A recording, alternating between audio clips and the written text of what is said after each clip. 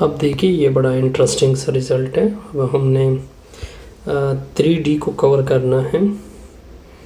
इसी लेक्चर में हमने 3.53, 3.54, 3.55, 6, 7 तक सॉल्व करने हैं। तो सबसे पहली बेसिक डिफिनेशन है इन्वर्टिबल लीनियर मैप की।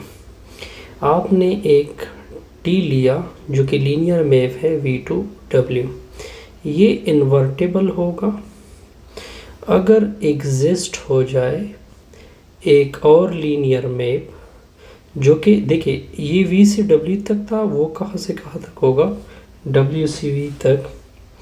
कंडीशन क्या होगी कि इस T की कंपोजिशन वो आइडेंटिटी दे दे।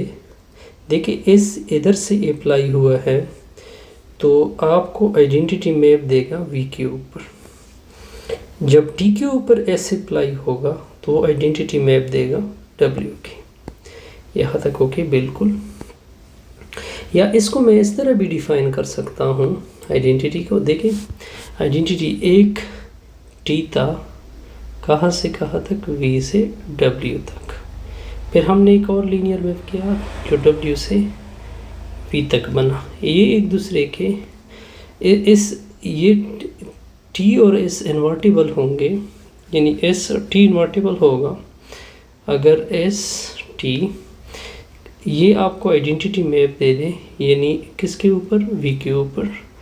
और फिर अगर आप T S को कंपोजिशन ले ले तो आइडेंटिटी मैप दे दे W की। इसको हम इस तरह भी डिफिनीशन कर सकते हैं इन्वर्टिबल लीनियर मैप की कि S आपने लीनियर मैप लिया W से V तक, इस T का रिज़ल्ट आइडेंटिटी आ जाए, लेकिन इस आइडेंटिटी को फिर हम प्रॉपर ये जो आइडेंटिटी है जब इस T के ऊपर अप्लाई होता है, ये आइडेंटिटी यानी V2V है। ओके, T जब S के ऊपर अप्लाई होता है फिर आपको आइडेंटिटी देता है, ये आइडेंटिटी है W2W। तो इसको कहते हैं इन्वर्टिबल लीनियर मैप। देखिए अगर इन्वर्टिबल लीनियर मैप जो होता है वो ऑलवेज यूनिक होता है। हमने सपोज किया कि दो लीनियर मैप हैं, एक S1 बन रहा है, एक S2 बन रहा है, दोनों आपस में इक्वल भी नहीं हैं। तो अगर मैं S1 को लिख दूँ S1 मल्टीप्लाइड बाई आइडेंटिटी। अब देखिए ये S2 T के लिए क्या है, इन्वर्स है, तो ये आपको क्या देगा, आइडेंटिटी देगा। तो इसकी जगह हमने ये आइडेंटिटी की जगह हमने ये पुट किया। Okay good. अब इसको कंपोजिशन को आप आगे एसोसिएटिव अप्लाई होगी। अब देखिए ये दोबारा S1 के लिए, S1T के लिए क्या है, आइडेंटिटी है, तो इधर आइडेंटिटी आ जाएगी। तो ये इसके साथ S2 के साथ कंपोजिशन हो जाएगी, तो आपको S2 मिलेगा। हमने क्या कहा था कि ये दोनों आपस में इक्वल नहीं है, जबकि एक इंट्रोडक्शन आ गई तो इसका मतलब ये क्या है, यूनिक है। अब नोटेशन है, देखें T एक इन्वर्टिबल लीनियर मैप है, तो इसके इन्वर्ट को इस तरह डिफिनीशन यानी नोटेशन दे सकते हैं। अब देखिए अगर T W से V तक लीनियर मैप है तो इसका इन्वर्टिबल लीनियर मैप इस तरह होगा, T इनवर्स, और ये वो यूनिक एलिमेंट होगा। ये देखिए ये V2W है, तो ये क्या होगा, W2V होगा। ये भी एलिमेंट होगा इसी सेट्स में, और दोनों आइडेंटिटी देगा। एक आइडेंटिटी V का देगा, एक आइडेंटिटी ऑन W देगा।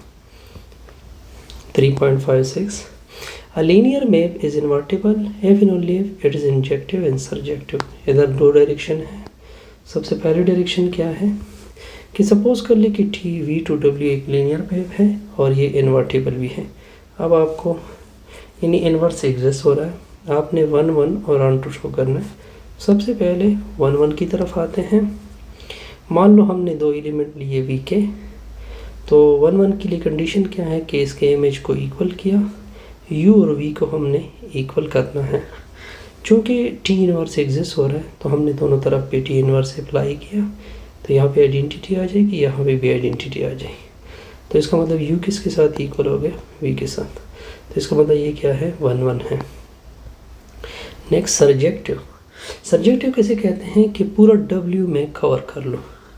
पूरा W बिल्कुल मैं कवर कर सकता हूँ कि जितने W है इसको मैं लिख सकता हूँ W T inverse into T की सूरत में, तो मैं पूरा W कवर कर सकता हूँ। तो इसका मतलब है कि पूरा रेंज किसकी, यानी हर पूरे रेंज को मैंने कवर किया। तो T सर्जेक्टिव भी आ गया। अब कन्वर्स देखें, कन्वर्स बड़ा इंटरेस्टिंग है। देखिए सपोज़ किया हमने T belong to V to W, ये इंजेक्टिव भी है और साथ साथ क्या है सर्जेक्टिव भी है। T को हमने इन्वर्टेबल शो करना है, ठीक है, ओके। तो T को इन्वर्टेबल शो करने के लिए हमारे साथ टारगेट क्या है कि ST आइडेंटिटी दे दे, TSP क्या दे दे, आइडेंटिटी दे दे। अब मैं इसको प्रूफ करने के लिए अपनी तरफ से एक लीनियर मैप मैंने डिफ़ाइन की कि TS यानी SW और फिर TW आपको W देता है। अगर आप इसको देखें, इसका मतलब ये बना कि TS into W I of W, यानी चूँकि ये इसको मैं क्या कर सकता हूँ, कैंसिल कर सकता हूँ। अगर मैं कैंसिल करूँ फॉर एग्जांपल TS आइडेंटिटी की इक्वल आ गया, तो आपकी ये कंडीशन क्या होगी, पूरी होगी। यानी मैंने आपके लिए तरतीब से बनाई। तो इसका मतलब है कि T circle S identity map आ गई। अब हमने T सर्कल S तो आइडेंटिटी मैप आ गई, अब ST को आइडेंटिटी शो करना है।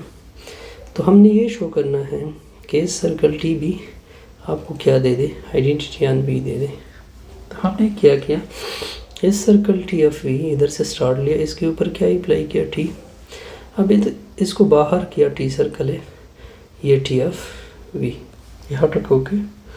इसको इस तरह स्टार्ट कर दे जाइए। अब देखिए ये तो हमने ऊपर से प्रूफ किया है कि ये आइडेंटिटी दी गई तो आपको T ऑफ V मिला, T ऑफ V मिला। अब देखिए यहाँ पे आपको समझने की ज़रूरत है, यहाँ पे बड़ा इंटरेस्टिंग पॉइंट है कि अगर मैं इस सर्कल T आपको क्या दे रहा है, T ऑफ V दे रहा है, यानी अगर मैं इसको बाहर कर दूँ टू सर्कल S, ठीक हो गया T सर्कल, या इसको इस तरह T सर्कल इस circle T of is equal to identity, तो आप देख सकते हैं ये आपको इंजेक्टिव वगैरह की कंडीशन अप्लाई करके आप देख सकते हैं कि ये रिज़ल्ट आपको मिल रहा है। ये प्रूफ कंप्लीट होगा अगर मैं इसको क्या शो कर दूँ, लीनियर। मान लो कि W1 और W2 मैंने कैपिटल W से लिए, और यानी S of W plus S of W2 T linear है, इसके ऊपर अलग से, इसके ऊपर अलग से, तो इस तरह कंडीशन अप्लाई होगी।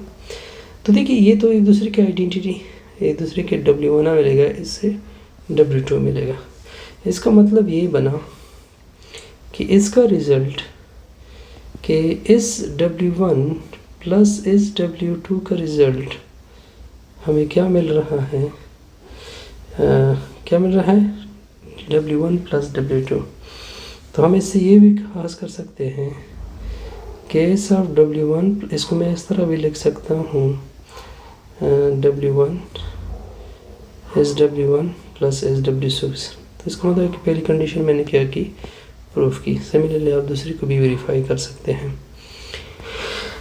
हम देखिए ये मैपिंग आपको डिफाइन है T from PR to PR, PR to PR, define है T of some PR equal to x square P of x। देखिए ये नॉट क्या है, इन्वर्टेबल नहीं है, क्योंकि देखिए आप पूरी PFR को कवर नहीं कर सकते, ये सर्जेक्टिव नहीं है, ये नॉट सर्जेक्टिव है, तो इस वजह से ये क्या है। Similarly T from infinity to infinity, ये second example, is not invertible, ये भी इन्वर्टेबल नहीं है, बिकॉज नल ऑफ T जो है इसका ये डिफ़ाइन किस तरह था अगर आपको याद हो, पीछे से मैंने इसको किस तरह डिफ़ाइन किया था, x2 क्योंकि इसका नल ऑफ d किसकी इक्वल नहीं है 0 फैक्ट से हमारी ये वीडियो क्या होगी कंप्लीट।